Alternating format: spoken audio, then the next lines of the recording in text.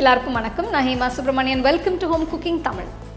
பரோட்டாவில் நிறைய வெரைட்டிஸ் இருக்குது. நான் இதுக்கு முன்னாடி சில பரோட்டா ரெசிபிஸ்லாம் செஞ்சுருக்கேன். அதோட லிங்க்ஸ் நான் டிஸ்கிரிப்ஷனில் தரேன். இன்றைக்கி இன்னொரு ஸ்பெஷல் பரோட்டா ரெசிபி தான் உங்களோட ஷேர் பண்ண போகிறேன். இது கேரளா ஸ்டைல் நூல் பரோட்டா. கேள்விப்பட்டிருப்பீங்க. இந்த பரோட்டாவே பார்த்தீங்கன்னா ரொம்ப டிஃப்ரெண்ட்டாக இருக்கும். அது நூலாக தின்னாக இருக்கும். ஸோ இதோட டெக்னிக்கெல்லாம் கொஞ்சம் டிஃப்ரெண்ட் நார்மல் பரோட்டாவோட. ஸோ இன்றைக்கி நம்ம பார்க்க போகிற ரெசிபியில் அந்த டெக்னிக்ஸ், இந்த ஸ்டெப்ஸ் எல்லாம் நான் கிளியராக எக்ஸ்பிளைன் பண்ணியிருக்கேன்.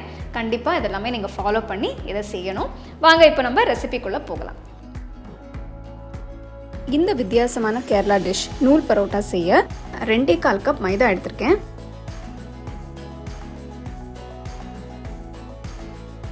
1 டீஸ்பூன் உப்பு, 2 டீஸ்பூன் நெய். நீங்கள் நெய் இல்லைன்னா எண்ணெய் கூட யூஸ் பண்ணிக்கலாம். ஆனால் நெய் சேர்த்து பண்ணால் நல்லா சாஃப்டாக வரும். எல்லாத்தையும் நல்லா கலந்து விடுங்க.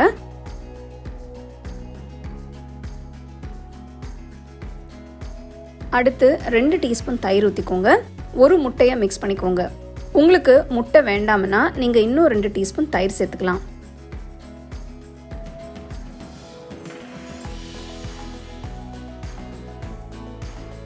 கொஞ்சம் கொஞ்சமாக தண்ணி ஊற்றி நல்லா சாஃப்டாக பிசைஞ்சுக்கோங்க.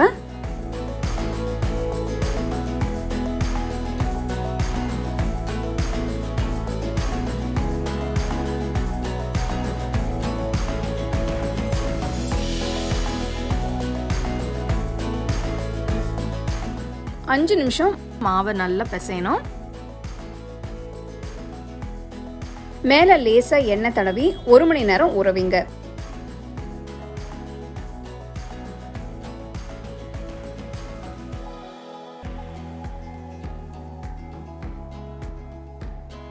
ஒரு மணி நேரம் ஆயிடுச்சு. இப்போ மாவை சின்ன சின்ன உருண்டைகளாக பிரித்து வச்சுக்கிறேன்.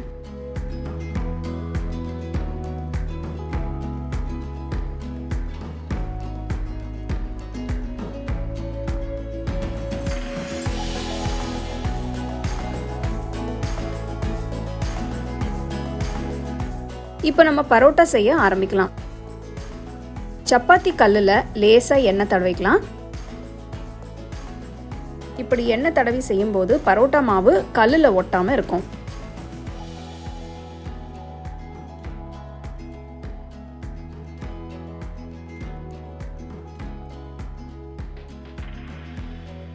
நல்ல மெலிசா திரட்டிக்கலாம். ஷேப் பற்றி எல்லாம் கவலைப்படாதீங்க. எவ்வளோ முடியுமோ அவ்வளோ மெலிசா தேய்ச்சிக்கோங்க.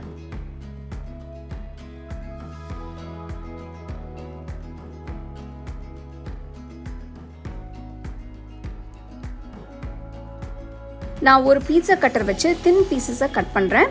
பீட்சா கட்டர் இல்லைன்னா ஒரு கத்தி வச்சு நீங்கள் இதே மாதிரி கட் பண்ணிக்கலாம். நல்ல மெலிசாக கட் பண்ணிடணும்.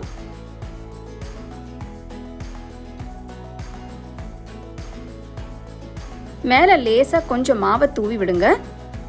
இப்படி மாவை தூவிட்டா நம்ம கட் பண்ண பீசஸ் ஒட்டாமல் வரும். இப்போ எல்லாத்தையும் ஒன்றா சேர்த்துக்கலாம். ரொம்ப அழுத்தம் இல்லாமல் சாஃப்டாக உருட்டி வச்சுக்கலாம்.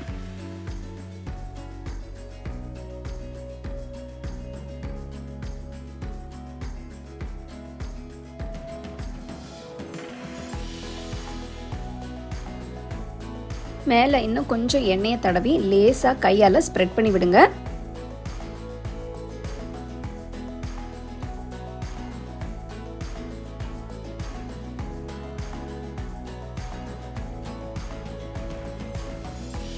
ஒரு பேன் இல்லைன்னா தவாவை சூடாக்கி திரட்டின பரோட்டாவை போட்டு ஒரு பக்கம் வெந்ததும் இன்னொரு பக்கம் திருப்பி போட்டு கொஞ்சம் எண்ணெயை ஊற்றுங்க.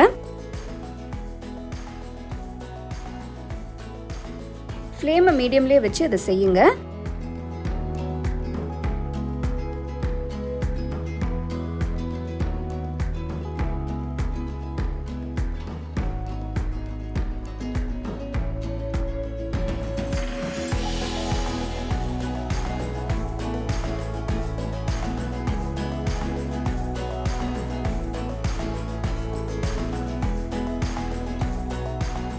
ரெண்டு பக்கமும் நல்ல ஒரு கோல்டன் கலராக ரோஸ்ட் ஆனதும் ஸ்டோவ்லேருந்து எடுத்துகிட்டு வெளியில் வச்சிடலாம்.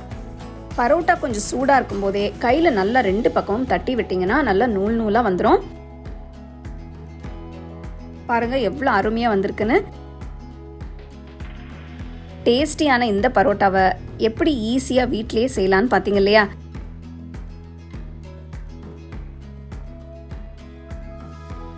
உங்களுக்கு பிடிச்ச சைட் டிஷ் கூட இந்த பரோட்டாவை சர்வ் பண்ணி நல்லா என்ஜாய் பண்ணுங்க.